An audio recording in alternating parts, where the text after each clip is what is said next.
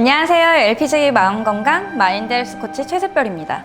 2021년 10월 초 한 방송사에서 최초로 투자하고 제작한 영화가 개봉되었는데요.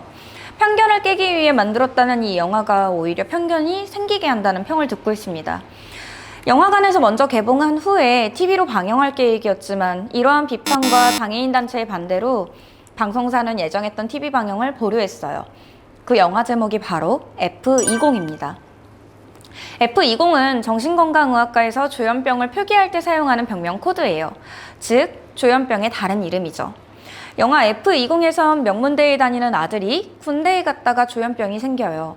그 사실 자체도 어머니에겐 큰 충격이지만 주위의 시선이 두려워서 아들의 병을 숨기려고 애쓰는 마음 또한 굉장히 괴로웠을 겁니다. 저는 이 영화를 보면서 어쩌면 어머니는 아들이 조현병 진단을 받았을 때보다 그 사실이 드러나려고 할 때 더 큰 스트레스를 받았던 것 같아요. 그렇게 극도의 스트레스는 사람을 병들게 한다라고 합니다. 몸에만 병이 생기는 게 아니라 사실 모든 정신병은 결국 스트레스라고 할 수 있죠. F20에서도 어마어마하게 스트레스를 줄 수 있는 군대에 갔을 때 아들에게 조현병이 발병한 걸로 나오죠. 그럼 스트레스가 어떻게 조현병으로 이어지는지 조금 더 알아볼까요? 자, 시작은 부모님의 다툼이었습니다. 어릴 때는 세 딸 중 맏이로서 아버지에게 예쁨을 받으며 자랐고 경제적으로도 유복해서 음악가로서 밝은 미래를 꿈꿨어요. 하지만 이분의 삶은 고등학교 때부터 크게 어긋났습니다. 부모님의 다툼이 잦아질수록 한창 감수성이 예민한 사춘기 소녀였던 이분은 불안과 걱정에 눈물을 흘리는 날이 많아졌죠. 그렇게 화해로 연결되지 못한 다툼이 쌓여가던 중 아버지의 외도가 발각되었습니다. 결국 부모님은 힘든 과정을 거쳐서 이혼하셨어요. 울고 있는 어머니, 또 다정했던 아버지, 우리를 버리고 다른 여자를 만나던 아버지, 거기에 어린 두 동생 걱정까지. 복잡했던 감정은 무척이나 혼란스러웠습니다. 어쩔 수 없이 아버지에게 매달 생활비를 받아내는 역할까지 하면서 수많은 감정을 또 견뎌야 됐죠. 그 후로 한참을 방황했지만 그런 상황도 점차 익숙해졌어요. 그러다 이제 괜찮아졌다 싶었을 때 해외 유학을 떠나기로 했어요. 고통스러웠던 한국에서 벗어나 음악가라는 꿈에 매진하고 싶었죠. 처음에는 유학 생활에 잘 적응하는 것 같았어요. 돈도 없고 의지할 사람도 없고 말이 안 통해도 모든 것이 낯설었지만 잘 해내고 싶었거든요. 근데 역시 쉽지 않았어요. 불안과 악몽에 시달리던 어느 날 마침내 하늘에서 이런 소리가 들렸어요. 넌 모차르트의 환생이야. 너희 어머니 친엄마가 아니야. 라고. 복잡했던 퍼즐이 풀리는 것 같았죠. 동정녀가 낳은 나를 어머니가 데려다 키우기만 했고 아버지는 하늘에서 내려온 후견인이었던 거예요. 한동안 먹지도 자지도 않고 하늘에 곡절을 써내려갔어요. 그 모습을 본 남자친구가 이분을 강제로 정신과에 데려갔습니다. 그 덕분에 몇 달 동안 치료를 받고 회복할 수 있었죠. 그 일은 아무도 몰라요. 물론 부모님도요. 지금은 국내 대학원에 진학해서 어머니와 동생들과 함께 지내며 아버지에게 생활비를 받고 있습니다. 정신과 치료도 아직도 받고 있죠. 하지만 가끔 공격적인 충동 때문에 몸에 상처를 내거나 또 손톱을 물어뜯고 최대한 자제하려고 하지만 심각한 병인 건 같긴 하고 어떻게 극복해야 될지는 모르겠어요.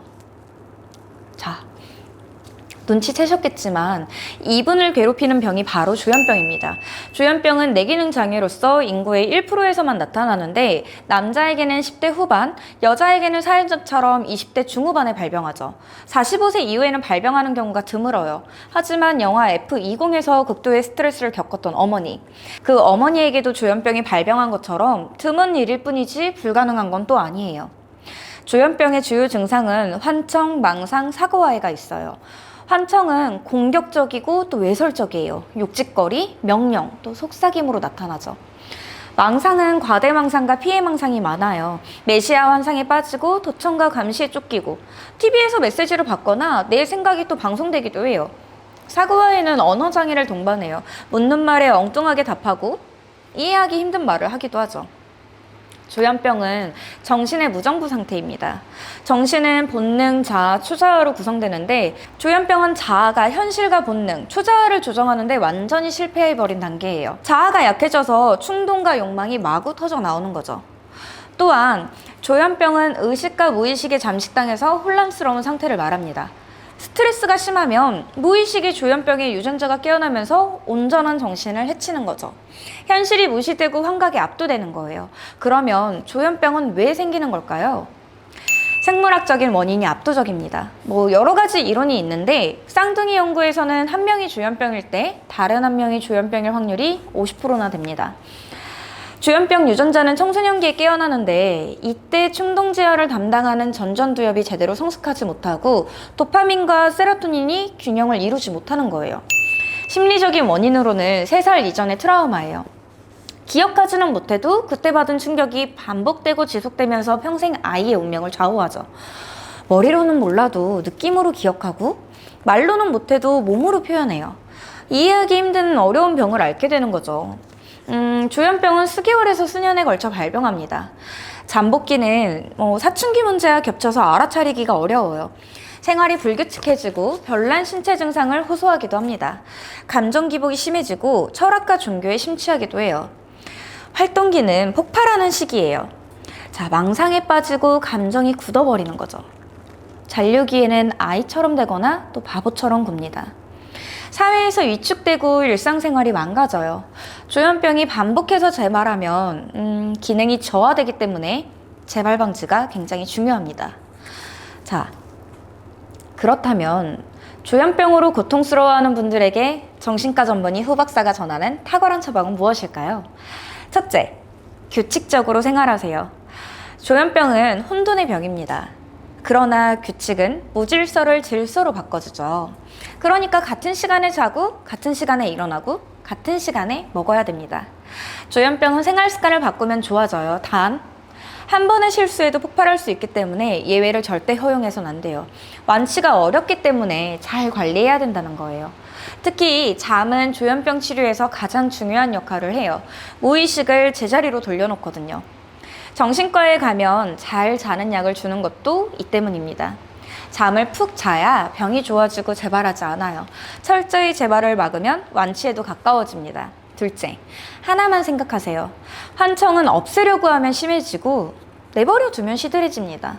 망상은 제거하려고 하면 심해지고 그러려니 하면 물러가요. 충동도 억누르려고 하면 심해지고 그대로 두면 흩어집니다.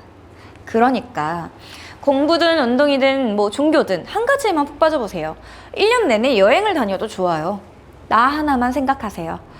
조현병은 가족을 염려하고 국가를 걱정해서 생기는 병이니까 버는 돈은 다 나를 위해서 쓰세요. 작은 스트레스라도 어떻게든 풀어야지 재발을 막을 수 있어요. 셋째, 이해를 넓혀가세요. 조현병은 공포의 병이지만 이해하면 또 사랑하게 됩니다. 머리로는 이해하려고 하지 마세요. 얽힌 사고는 사고로 절대 풀 수 없어요. 그럼 어떻게 이해해야 될까? 가슴으로 이해합시다. 뭉친 감정이 표현되면 꼬인 사고도 풀립니다. 정화가 일어나면 하루하루 달라질 거예요. 조현병은 세상에 대한 두려움에서 오기 때문에 평생 좋은 상담자가 필요합니다. 그리고 몸으로 이해하세요. 작은 경험이 쌓이면 높은 성벽이 돼요. 배움이 일어나면 하루하루 달라질 거예요. 조현병은 세상살이 무지한 데서 오기 때문에 평생 좋은 후견인이 필요합니다. 마지막으로 함께 이해합시다. 조현병은 적극적인 조기 개입과 철저한 약물 관리가 중요해요. 약물로 90% 이상이 치료가 돼요. 하지만 완치된 것 같아도 또 소량은 유지해야 되기 때문에 평생 좋은 주치의가 필요합니다.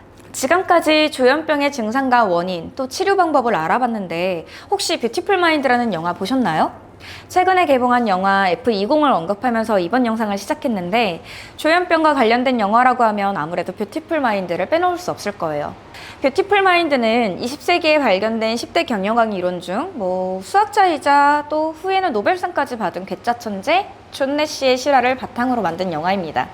네이버 평점에서는 성별 상관없이 10점 만점에서 9점, 10대부터 50대까지 모두 9점 안팎이고 감동적인 영화다, 내 인생 최고의 영화다 라는 평도 적지 않아요. 예정 영화기는 하지만 아직 안 보신 분이 있을 수도 있으니까 여기까지만 말씀드리고, 조현병에 걸렸을 때 그리고 사랑하는 사람이 조현병에 걸렸을 때 대처 방법, 영화로 접해보고 싶다면 뷰티풀 마인드를 보시는 것도 좋을 것 같습니다. 자, 그럼 우린 다음 영상에서 또 뵙겠습니다.